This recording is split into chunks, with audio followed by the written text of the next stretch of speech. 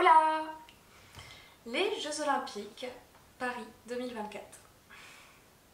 Ils sont censés être les plus verts de toute l'histoire des Jeux Olympiques. Mais est-ce vraiment le cas?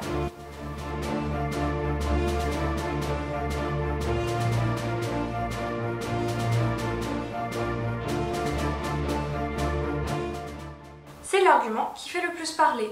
Paris 2024 prévoyait 1,58 million de tonnes équivalent CO2, soit moins de la moitié des 3,5 millions de tonnes en moyenne des JO de Londres et de Rio. En conséquence, de nombreuses actions ont été menées. Donc on a eu par exemple des constructions minimisées, avec une utilisation de 95% des structures existantes ou temporaires, une construction du village des athlètes dit écoquartier, des nouvelles bornes électriques, une gestion des déchets responsable, l'amélioration de la qualité de l'eau, qui n'est pas passée inaperçue en vue de son chiffre, car elle n'a coûté que 1,4 milliard d'euros.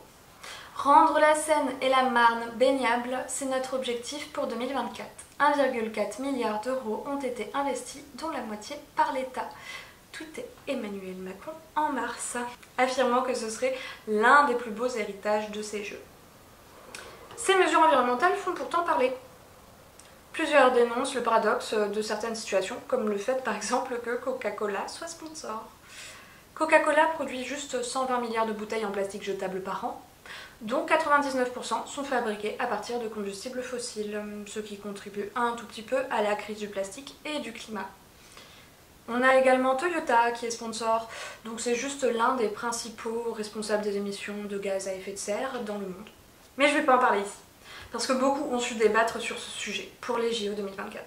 Je vais parler plutôt des conséquences sur la biodiversité. Qu'est-ce que la biodiversité ? Je vous avoue que j'ai dû creuser un petit peu pour trouver des articles qui pointaient du doigt cette jolie interaction entre les Jeux Olympiques et la biodiversité.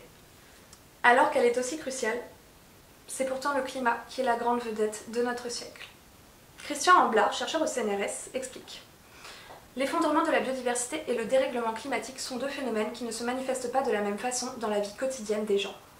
On a plusieurs facteurs clés, analysés en détail dans un article, qui expliquent la différence de médiatisation entre la biodiversité et le changement climatique. On a par exemple le fait que des événements spécifiques liés au changement climatique, comme la COP21 de Paris 2016, attirent les médias, contrairement au domaine de la biodiversité. L'ancienneté des institutions liées à ces deux sujets, par exemple l'IPCC qui a été créé plus de 20 ans avant l'IPBES. On a aussi le fait que la biodiversité est un concept plus vaste et moins directement lié à des événements ou des images frappantes, contrairement au climat, qui est souvent utilisé par des catastrophes naturelles. Bref, on pourrait s'en tenir à ces chiffres. Entre 1991 et 2016, le nombre total d'articles de journaux traitant du changement climatique était environ 8 fois supérieur à celui des articles portant sur la biodiversité. Heureusement, certaines personnes se soucient de l'impact environnemental à toutes les échelles. Sur la toile, on a eu des réactions sur les impacts connus sur la biodiversité. Dominique Duval, présidente de France Nature Environnement Île-de-France, déclare « Il ne faudrait pas simplement peindre les anneaux olympiques en vert, il faut s'assurer que les Jeux olympiques permettent d'améliorer durablement la qualité de vie à Paris et en Île-de-France. Nous décernerons nos médailles à l'aune de ces progrès. » Sous-entendu, attention au greenwashing. Mais qu'est-ce que c'est? Je vais faire une petite parenthèse. Le greenwashing, ou éco-blanchiment en français, est une pratique utilisée par certaines entreprises, organisations, gouvernements, pour se donner une image respectueuse de l'environnement, alors qu'en réalité leurs actions sont limitées, inefficaces ou même nuisibles pour l'environnement. Le terme combine le mot green, donc vert, référence à l'écologie, et whitewashing, blanchiment, en référence à masquer ou dissimuler la vérité. Ça peut s'appliquer par des publicités trompeuses, des déclarations vagues comme respectueux de l'environnement ou durable, alors qu'il n'y a aucune preuve concrète. Un petit exemple. Une entreprise de produits cosmétiques pourrait promouvoir un produit comme étant naturel ou bio, en raison des quelques ingrédients naturels présents dans le produit, alors que le reste de la formulation contiendrait des substances chimiques nocives ou non biodégradables. Revenons-en aux Jeux Olympiques. Plusieurs actions ont exacerbé le mécontentement des foules. Je vais parler des épreuves de surf à Tahiti, qui ont déclenché une controverse en raison de la construction d'une nouvelle tour des juges. Les associations environnementales locales et internationales ont rappelé les engagements de la France envers la protection des océans. Car oui, cette tour au départ imaginée en métal et finalement installée en aluminium perturbe tout simplement la vie marine et notamment les coraux. Selon les habitants, ce chantier détruit une partie des fonds marins et gêne la faune marine. Et selon le surfeur et spécialiste de la vague de Chopo, voilà, Mighty Drolet, cette nouvelle construction va détruire une grande partie du récif. Les risques sont simples et mauvais. La destruction du récif et un impact négatif sur l'écosystème marin vont perturber l'ensemble de la vie marine et venir propager ce que l'on appelle la ciguertera, une maladie qui contamine les poissons. Rappelons juste aussi que près de 90% des récifs coralliens risquent de disparaître d'ici 2050. Deuxièmement, la démolition de 4000 m² de jardin ouvrier pour la piscine Camille Muffat, servant de site d'entraînement pour les épreuves de water-polo, qui avait été pourtant défendue par les propriétaires des parcelles, les habitants du secteur et les collectifs de défense de l'environnement. Il critique un contexte de dépossession démocratique, la dégradation de conditions de vie des anciens habitants et l'augmentation des inégalités environnementales. En fait, les jardins sont une forme d'écologie populaire, avec un mode de vie modeste, une autoproduction et un goût pour la nature et l'agriculture. Mais la valeur d'usage de ces espaces est généralement peu reconnue par les institutions, ce qui leur permet de les considérer comme une réserve foncière mobilisable pour des usages plus rémunérateurs. Ainsi, la zone à défendre a été expulsée en septembre 2021. Et après, on s'étonne de ne pas avoir de standing innovation lors de l'ouverture de la piscine. Ces deux exemples nous amènent à se questionner sur d'autres sujets. Les feux d'artifice qui sont connus pour affecter la faune et particulièrement la bifaune, est-ce qu'ils étaient nécessaires?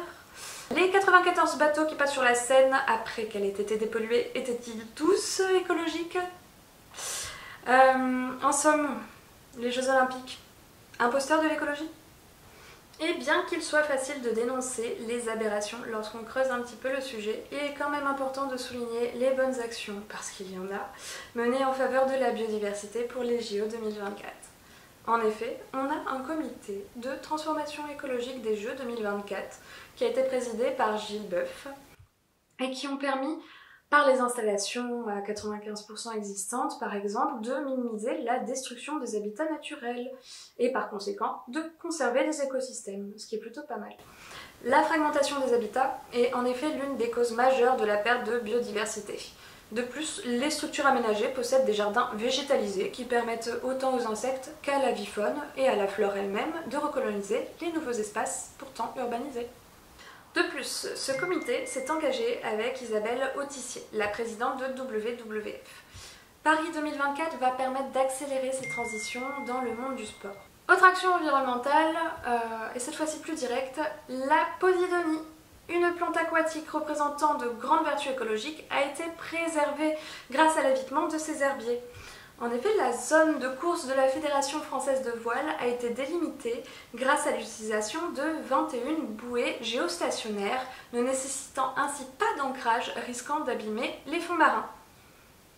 Et pour moi, on monte d'un cran avec l'exemple de la restauration d'un site fermé dans les années 1980. À l'époque considéré comme une décharge, il est aujourd'hui et pour demain un site de randonnée, d'activité humaine et aussi d'apport de la biodiversité grâce à la mise en valeur du territoire. Je parle bien sûr de la colline artificielle d'Elancourt où se déroulaient les épreuves de VTT. Et enfin, plein d'autres endroits dédiés aux Jeux Olympiques ont été encadrés par des équipes d'écologues pour préserver la biodiversité, comme le parc du château de Versailles, le golfe national, le champ de Mars et j'en passe. En conclusion, le comité d'organisation a choisi de financer des projets permettant de lutter contre le réchauffement climatique, tout en apportant des co-bénéfices en faveur des populations et de la biodiversité. Finalement, c'est une affaire de compromis, de savoir et d'angle de vue. Et c'est la fin de cette vidéo. Merci de l'avoir regardée jusqu'au bout et j'espère qu'elle vous aura plu. Si vous n'êtes pas encore abonné, n'hésitez pas à le faire et pensez à activer la cloche pour recevoir tout le contenu par nos différents membres de la STEC qui s'activent pour vous proposer des vidéos variées.